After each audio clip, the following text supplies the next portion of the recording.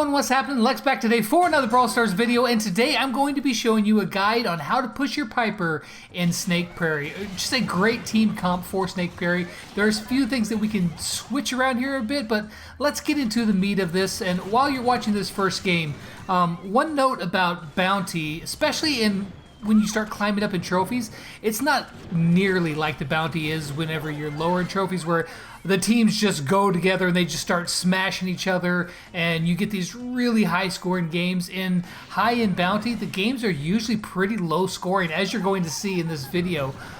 The reason for that is that usually players are playing very conservatively. Like if you're looking at me right now, I got hit with a shot, so therefore I'm falling back so that I heal up, because there's almost always a Piper or a Brock or somebody who can do a lot of damage real quick, and so you never want to be one shot away from death, because it's just not a good thing to do. And you never really want to be too aggressive, because then you'll just start feeding the other team kills, and that's where you start getting these really massive games. So for this bounty comp, there's a few things that you're going to need. First off, you absolutely have to have a max level bow. Why a max level bow? Because if you're looking at the screen right now, see how much area in the grass we can see? Well, that's because his star power, he shows, you know, so much more room in the grass than it would be if he didn't have his star power. And because of this, the way this comp works is that Bo is going to be exposing a lot of the area, and Piper and Rico or Brock, or Crow in our case, are going to be using that extra vision to be able to get those kills. Now, after Bo, which is, again, to do this exact style of game, you have to have a max bow. That's non-negotiable. But then a Piper is next on the list. That's what we're talking about here. Piper. Take a bow and a Piper, and then the third brawler can either be Brock, it can be Ricochet, it can be Crow.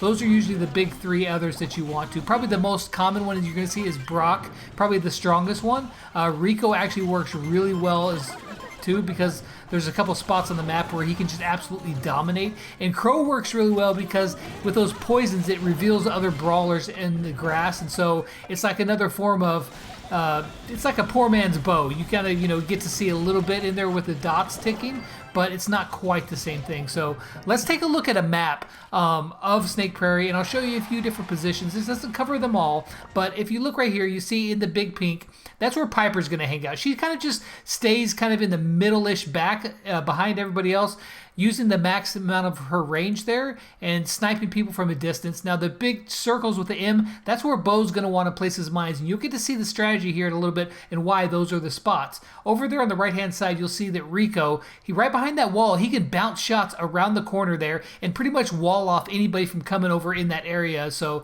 it's really helpful if you have a Rico. That's where you want to live.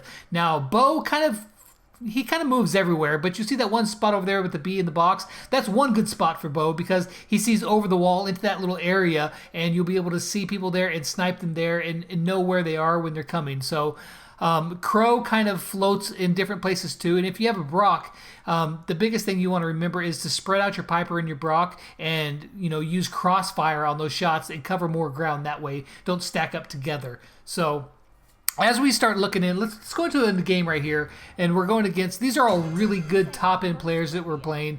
I gained 100 trophies the other day on my Piper. We definitely won vastly more than we lost, but we absolutely lost quite a few games as well, especially against these good players. The guys that we're playing now, I think we probably played them, I don't know, 2 or 3 times. We probably beat them a couple times. They probably beat us a couple times. I'm not really sure. But we played, you'll see it here as well, we played the number 4 player in the world a few times.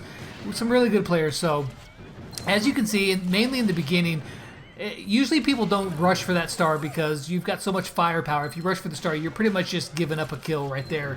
And you get 1 star, but you give up 2. It's just not a good trade. So usually people play a little bit safer. And as you can see, their bow is actually being really aggressive getting up in there. If you can do that, that's fine. I mean, but you're putting yourself at risk when you get that high up. However, the comp that we're running with Crow, he doesn't have quite the burst damage that Brock does, so it's a little bit safer to do that. As Piper, really what you're trying to do here is just to land some shots. Either you want to be the one who softens them up, or you want to be the one who finishes off the kill. if you land a shot, you can guarantee that their health is almost completely gone. Right there, you see I landed a shot on their bow, and Craddow tried to get in there and finish him off, but he wasn't able to that time. But that's kind of what you're going to want to end up doing with Piper, is that you nail the first shot, and then somebody else is there to clean it up. If you can't double tap them, then somebody else is there to finish them off for you. So most of the time you're going to be firing down lanes that you kind of know where they are, like right here, right in the middle, because their Penny kept peeking their head out there, so I was waiting for them to come out there. Off way to the left-hand side, and then on the right down that little small spot.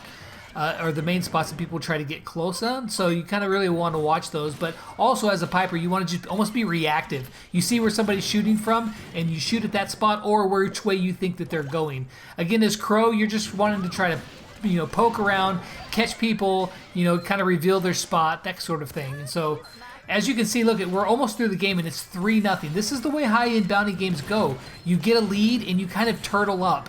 And that's just kind of the way it goes sometimes. And then the other team, at some point, usually late in the match like this, you have to almost get desperate. You kind of have to go for something. And so they were making a push here. We just, again, used the walls and used the site there to turtle up and keep them away from us. But it was a really close match, 5-2. Bounty games, 5-2. That's a normal high-end bounty match, 5-2, 7-5, 4-0, those kind of games. So now as Bo, what you want to do is, okay, so one of the ultimate goals is to get a lead, and then where you saw I put those M's at before, where Bo's mines are. I'll flash the graphic back up on screen here, but where those mines are, you want to put them in those spots, because what happens is if you can blow up both those spots, or Piper can do that as well by using her jump, then that leaves big open areas, meaning that nobody can approach you unless they cross over those areas, and you've got the firepower to stop them. So it's a really good way to, once you get a lead, it keeps the other team. Now you see right there, both sides are completely open.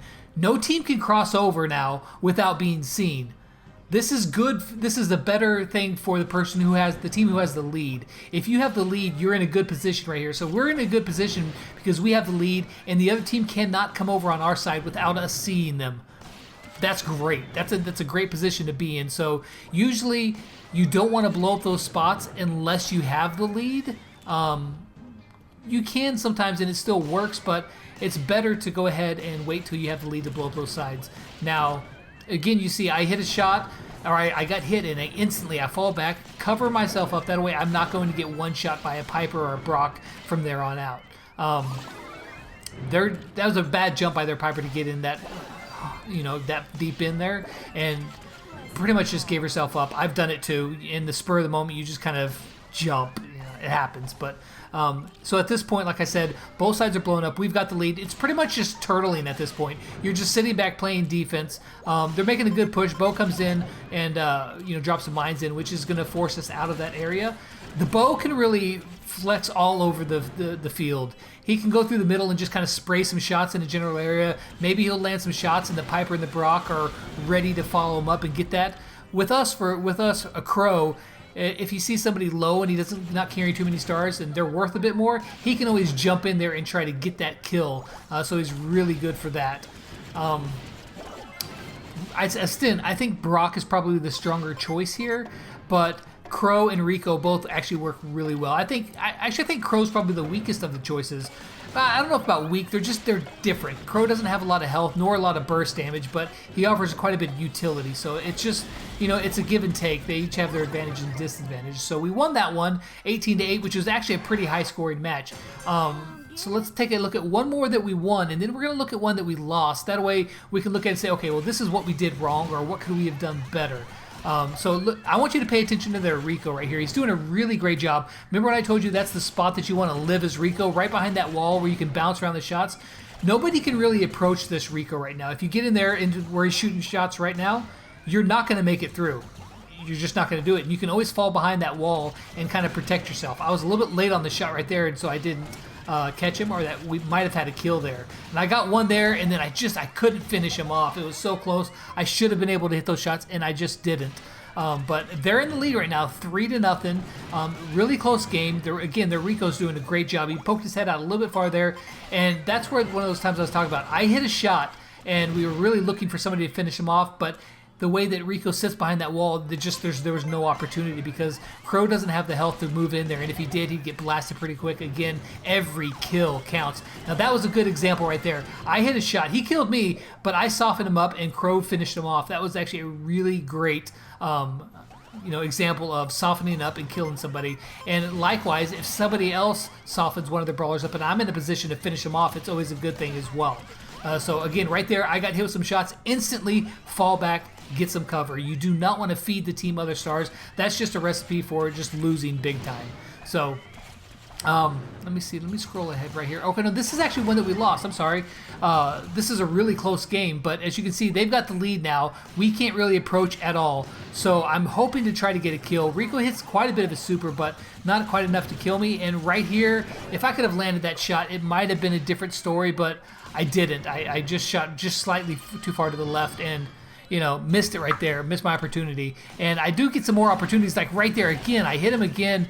I was just guessing. I knew that he'd probably be right in that area, but here we go, 30 seconds in, we're down 4. It's not the end of the world, we still got time, but the further this game goes on, eventually, again, you get to the point where you get a little bit desperate. You have to make a push or else you're going to lose.